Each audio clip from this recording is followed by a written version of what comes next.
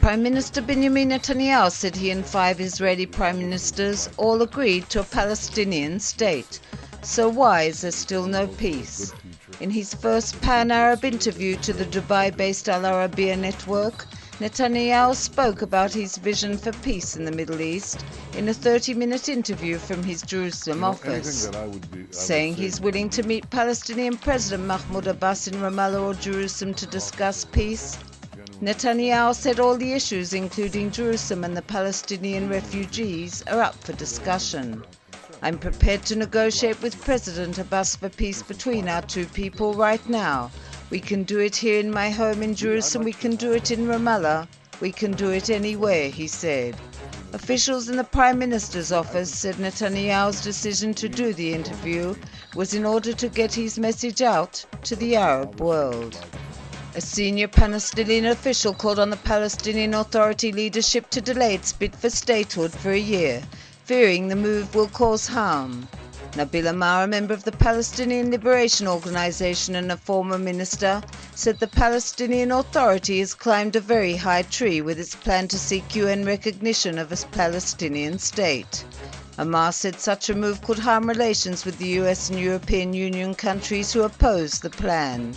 He said he intended to advise the Palestinian leadership to delay the statehood bid for a year, allowing time to prepare properly. Moving towards statehood recognition in September could have severe consequences, with the US threatening sanctions against those who support the move, he said. Turkey's Prime Minister Recep Tayyip Erdogan said he plans to visit the Gaza Strip after his visit to Egypt later this month. If conditions are right, I will consider a visit to Gaza, Erdogan told reporters. A diplomatic source said Erdogan had initially planned to cross into Gaza from Rafah in Egypt during the visit on Thursday. The Turkish Prime Minister postponed the plan after the UN panel investigating the Israeli raid on the Turkish boat Mavi Marmara last May, in which 9 Turkish activists were killed, said it would publish its findings on August 1st. The source said Erdogan expects Israel to apologize.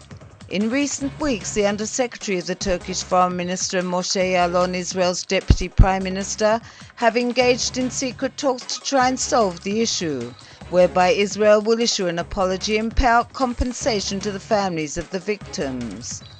Israel has refused to apologize for the incident, saying its actions were in accordance with international law, and noted that its troops encountered fierce violence when they boarded the ship to prevent it from sailing towards Gaza in a bid to break the Israeli-imposed blockade there. Shemi Tzur, Israel's ambassador to New Zealand, dismissed a science fiction report suggesting Israelis caught up in the February earthquake were Mossad agents.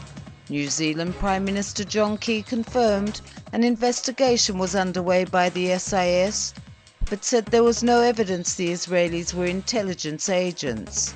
On Tuesday, the Southland Times alleged that Ofer Mizrahi, killed in the Christchurch quake, and his 3 friends were Mossad agents. The newspaper claimed the country's security services were investigating the suspicious behavior of the Israelis, noting Mizrahi's friends made a hasty departure following the earthquake. Tzur countered the claim, calling it upsetting, saying he drove the Israelis to the airport as they were keen to return home. He also denied the allegations, claiming Mizrahi had in his possession 5 or 6 passports, noting many Israelis have dual citizenship. These were youngsters holidaying in your beautiful country. We encourage our young people to visit New Zealand, Tzur said. Iran is installing a new generation of centrifuges in its nuclear facilities in an effort to speed up the country's nuclear program, a foreign ministry spokesman told reporters. By installing the new generation of centrifuges, the country's progress in regard to its peaceful nuclear activities is being made with more speed and better quality, he said at a weekly briefing.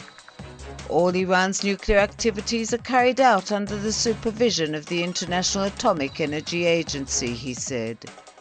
Last month, Feridun Abbasi Davani, head of the country's Atomic Energy Organization, announced that research work on the new centrifuges had been completed.